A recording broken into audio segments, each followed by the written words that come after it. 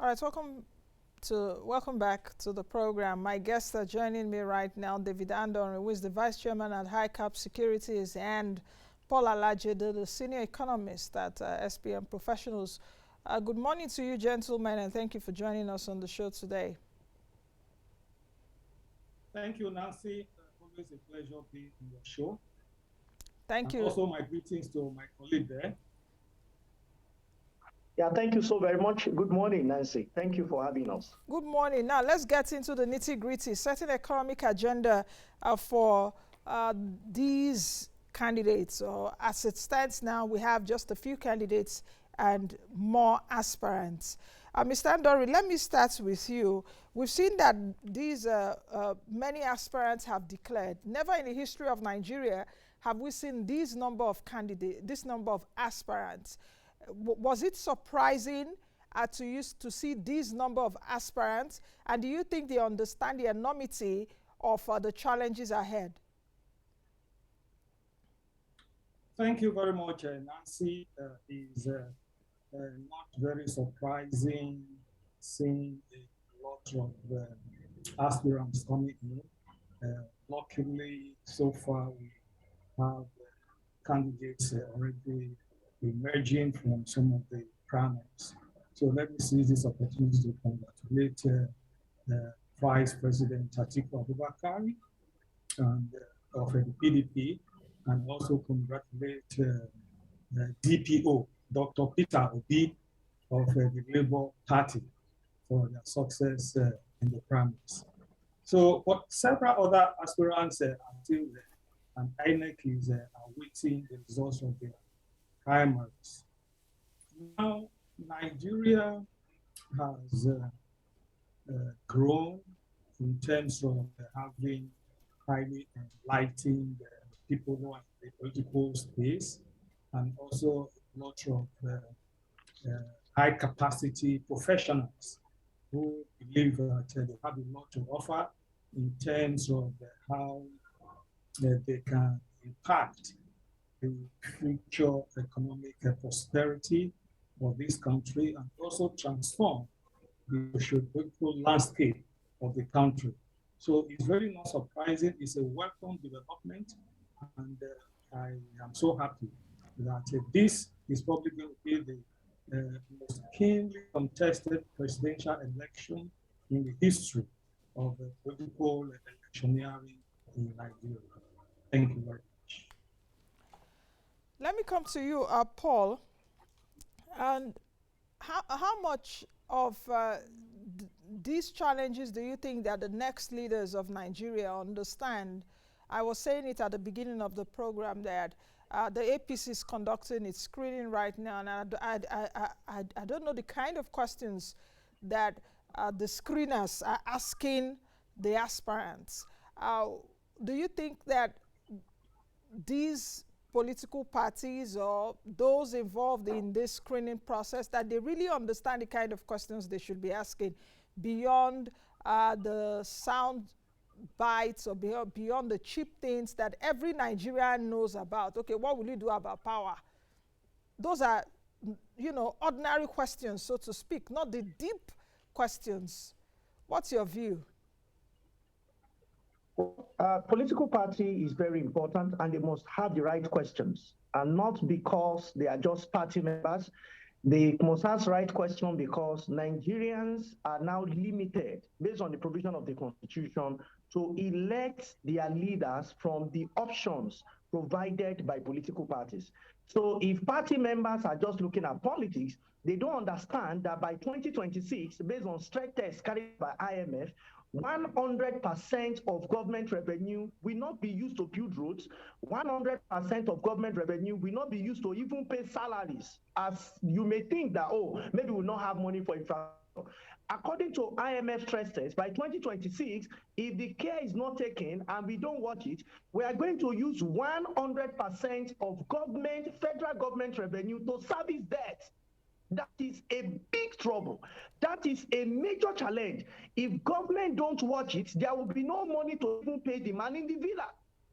So what must we do? Those are questions I expect political parties and their screening committee to ask prospective leaders or aspirants, that one of them will eventually become candidate, that what are you going to do to salvage Nigeria from economic quagmire, for economic downturn? As we speak, 80 million Nigerians, not my figures, UNDP said it, and I remember when that was reviewed with you, with one of the representatives of UNDP, on your show, live in your studio in Abuja, 2018, UNDP released a report that said 80 million Nigerians living under multidimensional poverty. Again, World Bank, IMF, has repeated it, that we have over 80 million that are even suffering from getting food, not because of government don't want them to have access to food, but because food prices continue to go up. According to the report shared by the National Bureau of Statistics, we are having more food inflation, and the quality of data continue to reduce because of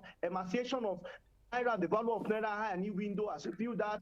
Central bank report is also showing that we are seeing reports coming from local and outside Nigeria what the quality of Naira is. So the question is, how would you leave people out of poverty? Is it by adopting the same strategy of 5,000 or 10,000 that the incumbent is using, and rather than having more people come out of poverty, we are indeed sinking more people into poverty? We have also asked, what would you do to convert fiscal, monetary, and trade policy? Central Bank, for instance, is looking at repatriating about $200 billion into Nigeria. With new administration, would you want Central Bank to continue to focus on such? What will be the role of trade authority? Under your government, how would you ensure productivity? Because when we talk about GDP, it means gross domestic product. We are low in terms of our gross domestic product because individual productivity is low.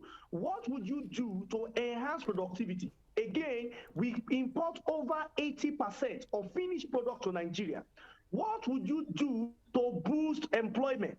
It does not mean government should employ directly, but high unemployment at 33.1%, with inflation that remained double digits in the last 7 years. Which of these leaders will ensure that inflation reduce, unemployment reduce, poverty is reduced by half? What's it called? India population is the entire African population. Almost the entire African population. But India refused to house the poorest people in the world. Nigeria now accommodates the poorest people in the world. It used to be China, then India. Why is it now with Nigeria?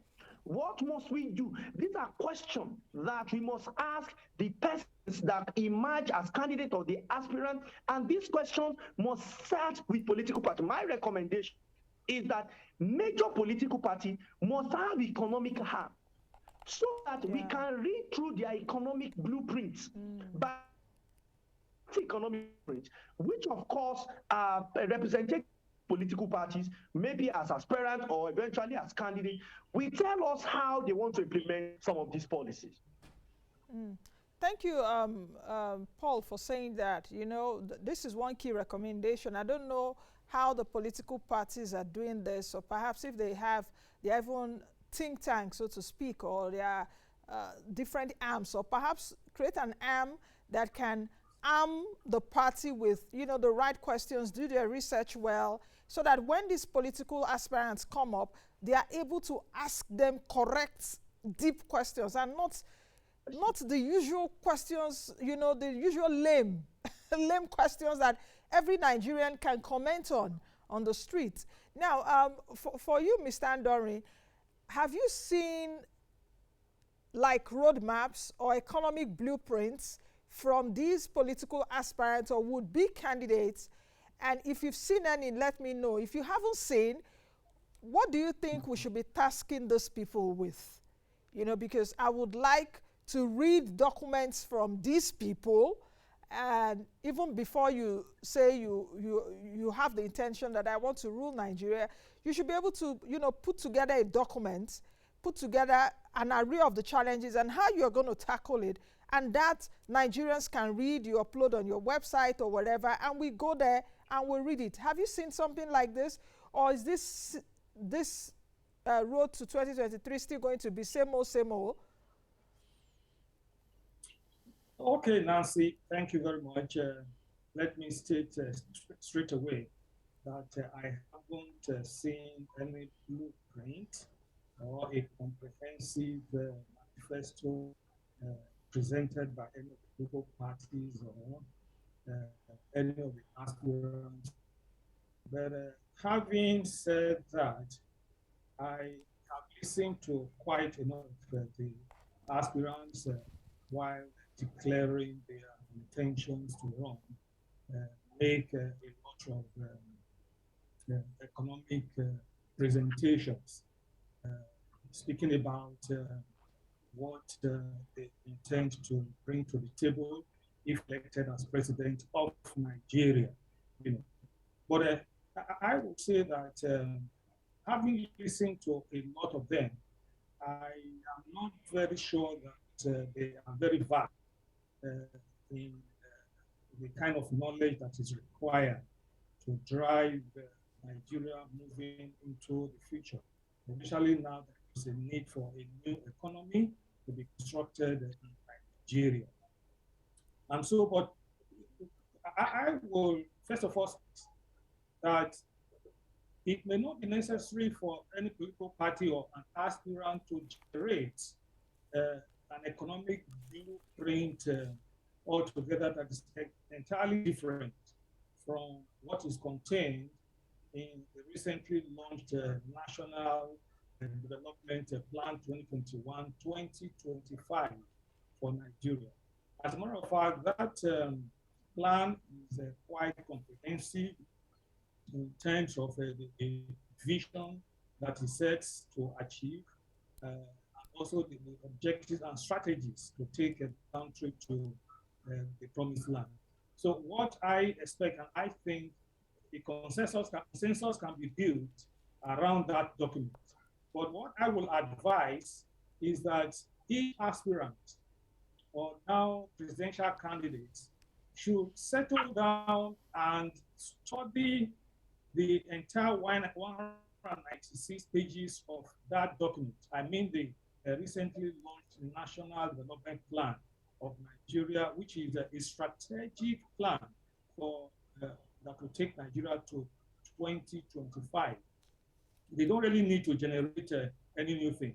But however, for all of them to reason alike and for consensus to be built around some key areas, I would like to that having acquainted themselves with the details of Nigeria's perspective plan, they should then try to prioritize the implementation of the plan, because from what I have seen myself, the plan is very, very expansive, but it will amount dissipation of energy if we do not concentrate on certain key critical sectors of the plan that will actually transform Nigeria and move it away from an economy that has all these years been lacking in the necessary foundation for transformation, and move it away from an economy that is import dependent, and then now reestablish it into being a technology-driven economy that will be internally self-regenerating. In which case, therefore, I would like to recommend, and I believe that if every aspirant or is able to assimilate this fact and key into what I am actually presenting, then whoever becomes the president will not find it difficult to implement the points of the National Development Plan 2021-2025 in such a manner that it will move the economy away from import dependence, make the economy to be internally self-generating, domesticate the economy, and then ensure that domestic resources are used in implementing this economy. In which case, I have mentioned before that whoever intends to implement the development of the economy relying on foreign resources cannot build and can last on an economy that can be sustained.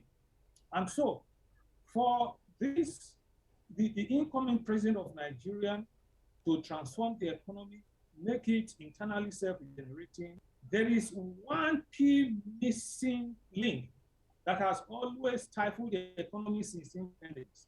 That is the inability of the Nigerian economy to internally produce machines. The inability to produce machines is what has made the economy to be import dependent, an economy that is dependent raw materials, and then wholesomely. Oh, okay. It seems that the network is a bit problematic there. Mr. Adonri, I will come back to you shortly. I hope that the network gets better. But Paul, if you can hear me, let's talk about the role of debates, the role of the debates culture in Nigeria and producing the right candidate, or perhaps the best candidate for the job at the top level, which is the president. Paul, are you still there? How do you think that as we move towards 2023 elections, that the role of debating should be enshrined, whereby the candidates are asked not just the right questions, but they are debating on the issues? For example, we need to know which candidate and which party, what ideology, what economic policies would you be supporting or would you be fostering?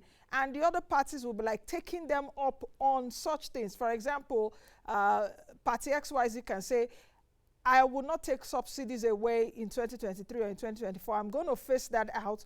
Party ABC could be like, I'm going to take it away as I come in, and this is how I'm going to do it. You know, things like you're debating on the issues and not power, how we are having subsidy.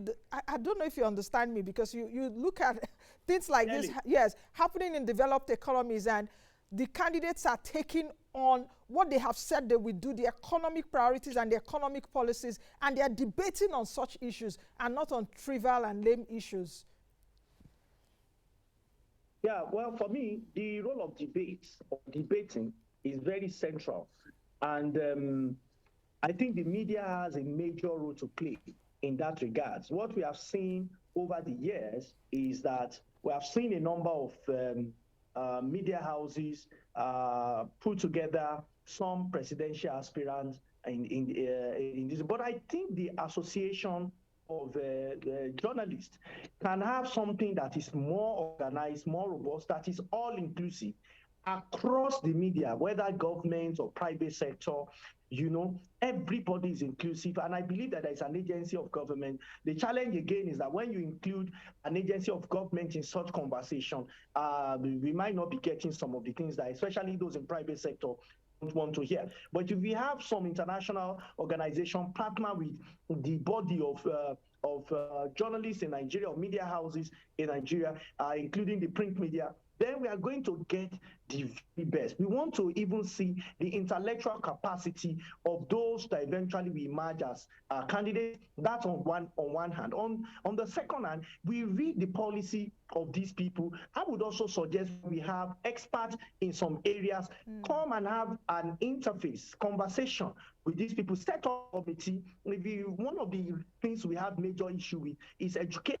As I talk to you, ASUU has been on strike and still remain on strike. You know, these were not the things Nigerians were ask question. You may want to bring somebody from education, it could be chairman, as part of the team, to ask questions directly, so that when it comes to the issue of strike in Nigeria, especially strikes that has to do with the education sector, you might also want to health. You might want to bring somebody to around the economy, etc., etc. This, I believe, that when we start organizing debates, or when we start asking questions regarding what should be done by governments, then we can have some right answers. And even people that are clueless, people that don't have anything to offer, we'll start seeing them with the kind of responses they will be giving. You may ask A, and a candidate is telling you, answering from W, Y, and he's telling you Q. You already know this person is clueless, even though he's mentioning Q. Yeah. So these are things I think media houses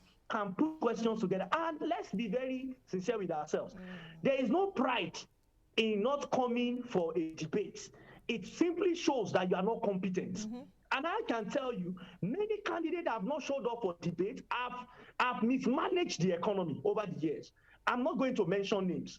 So anyone that refuses to show up for the debate, Nigeria should also know that this person, there is a 50% of the chance that the person does not mean well for you. So when we all know, especially when Nigerians know that those that want to represent them are not willing to talk to them, we are not saying go and organize a special rally. We are saying it's a contest. We want you to ask questions. We even want the other candidate to ask questions from you. And that's the way to go. I think we should see. But we have international organizations who are usually at the forefront of this. We also have can also be part of it. It could be a thing. An organization in partnership with AIT have consistently done town hall meeting, and interestingly, the media house with the to stop it even after the election period. This is the time I think they now need to put in more energy, even as AIT, call some of these key guys. And this should not just be limited to presidential election alone. I also hope that we are going to have it for gubernatorial, we are going to have it for some key offices around the country, so that people start knowing who is representing them and what is the value of their representative. Thank you, Paul, for that. I was actually smiling when you came to the issue of clueless, you know, and you reminded me, I think in 2012, where we conducted, I'm a part of the Nigerian elections debate group. Then we conducted a governorship debate, I think in Ondo State, that brought in Mimiko, Governor Mimiko at that point. And one of the candidates did not really have a clue of the question I asked. When I asked the question, he just said something else, and the whole hall just burst into huge laughter. I did not even know how I controlled myself, and I couldn't just laugh. People were really rolling on the floor, like, you mean you don't even know what is happening at your backyard? So we need these debates. So when you talked about that, it just reminded me of that thing that played out in Akure some years ago. But just before we go, I don't know if Mr. Adonri is still online. I would like to know. Okay. My director is saying he's not online, so he's gone actually. So Paul, just before we go, give me the top 3 economic priorities that these parties should be taking note of, and perhaps the would-be candidates or aspirants that we're seeing. APC is undergoing theirs now. I hope that people around them are watching and taking what we're saying right now and going into that room that they're asking those aspirants questions. What are the 3 economic priorities that, from your own view? Top 3, very quickly. Number 1 is money. How would you get money? I have worked with a number of states, and I can tell you that most of the challenges in those states are the people that are employed by government to work, whether you call them civil servants or not. They don't want innovation. How will new government at the federal level earn more money? We have many challenges. We cannot continue to borrow. That is the interpretation of what IMF is telling Nigeria.